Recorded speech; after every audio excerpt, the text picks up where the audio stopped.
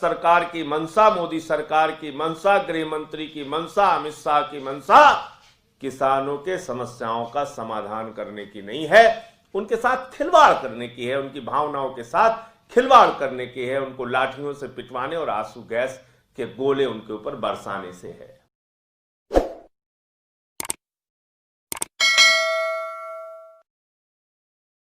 सभी पत्रकार बंधुओं को मेरा नमस्कार। इस वक्त देश का लाखों किसान आंदोलनरत है। पंजाब का, हरियाणा का, उत्तर प्रदेश का किसान लाखों की संख्या में दिल्ली की सीमा पर बैठा हुआ है और इस बात का इंतजार कर रहा है कि केंद्र की सरकार उनसे बातचीत करेगी, उनके समस्याओं का समाधान करेगी, एक काला कानून जो केंद्र सरकार के द्वारा जबरन पास किया गया है उसको वापस लेगी। उनका गुनाह यह है कि वो अपने फसल का दाम मांग रहे हैं, उनका गुनाह यह है कि वो अपने फसल का 1.5 गुना दाम मांग रहे हैं, उनका गुनाह यह है कि वो स्वामीनाथन आयोग की रिपोर्ट चाहते हैं कि लागू हो। और उनके साथ व्यवहार क्या कर रही है भाजपा की सरकार? भारतीय जनता पार्टी की सरकार उनके साथ आतंकवादियों जैसा व्यवहार कर रही है। उनको लाठियों से पीटा जा रहा है, उनके ऊपर आंसू गैस के गोले छोड़े जा रहे हैं, इस ठंड में उन पे पानी की बौछारें की जा रही हैं। बुजुर्ग हो, महिला हो, छोटे बच्चे हो, टारगेट करके उनको मारा जा रहा है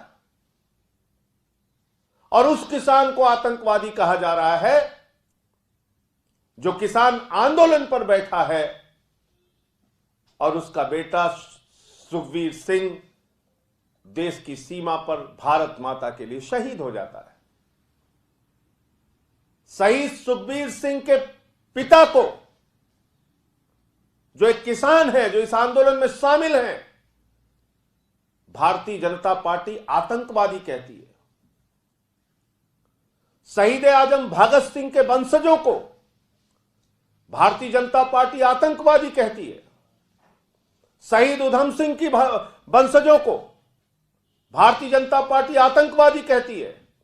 हिंदुस्तान की आजादी में मर मिटने वाले पंजाब के सिखों को अपमानित किया जा रहा है, आतंकवादी कह के उनके किसान आंदोलन को अपमानित किया जा रहा है। उनकी भावनाओं को लगातार अपने पैर से कुचलने का काम भारतीय जनता पार्टी कर रही है।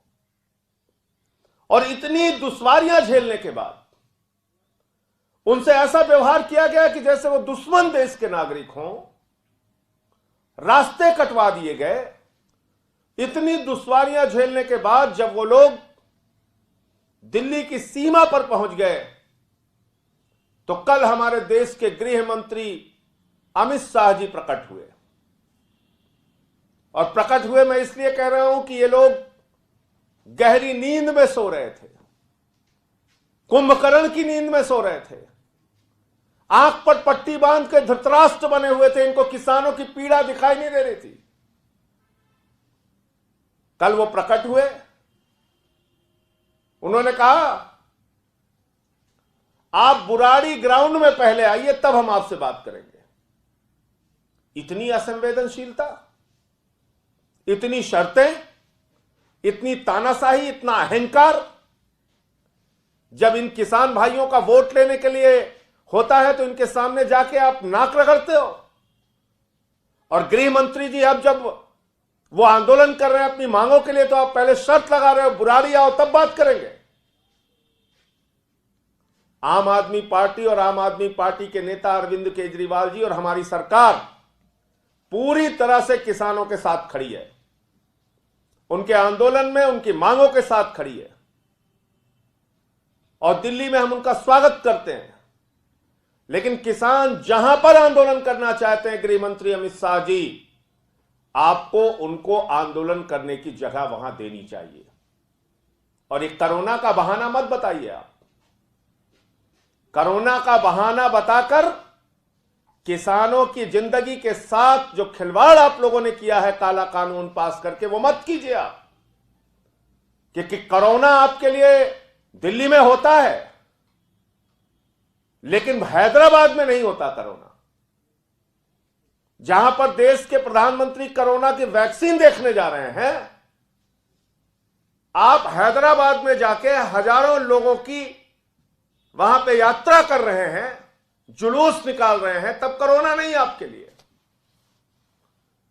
और कैसे कोई देश का गृह मंत्री ऐसे समय में, जब देश की राजधानी के इर्द गिर्द, देश की राजधानी की सीमा पर लाखों किसान इकट्ठा होकर आंदोलन करे, सरकार से गुहार लगाए, उनकी पीड़ा को सुने बगैर, उनकी समस्याओं को नजरअंदाज करके, उनको लाठियों से कुचलकर कैसे कोई गृह मंत्री निगम के चुनाव प्रचार में हैदराबाद की सैर करने जा सकता है?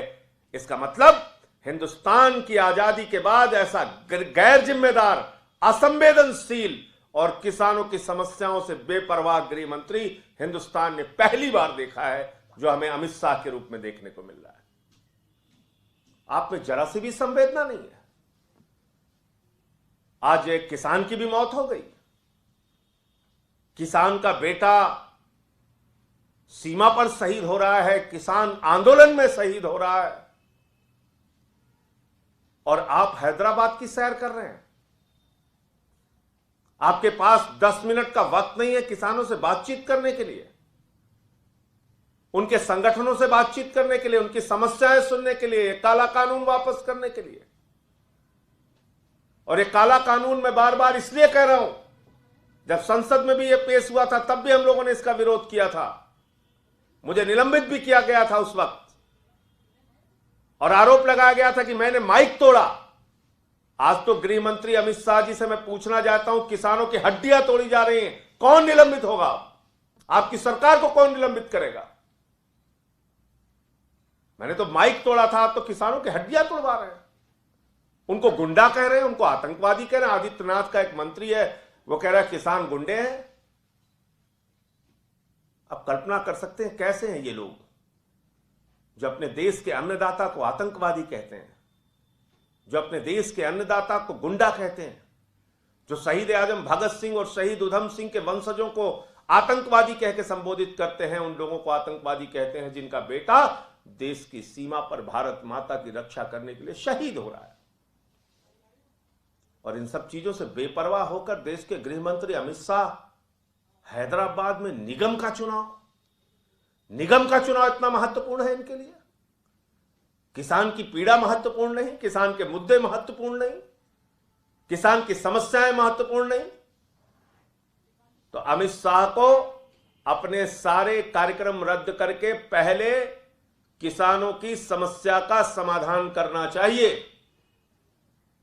इसके बाद आपकी ये नौटंकी जो आपने कल आके किया कि आप यहां आइए, हम किसी भी समय बात करने के लिए तैयार हैं, ये सब नाटक से काम नहीं चलेगा। किसान को उसके मुद्दे का समाधान चाहिए।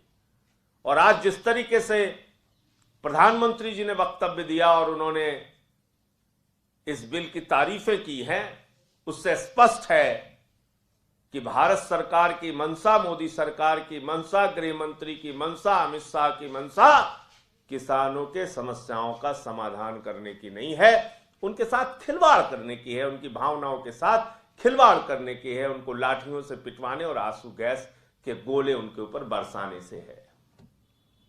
मुझे इतनी बात कहनी थी।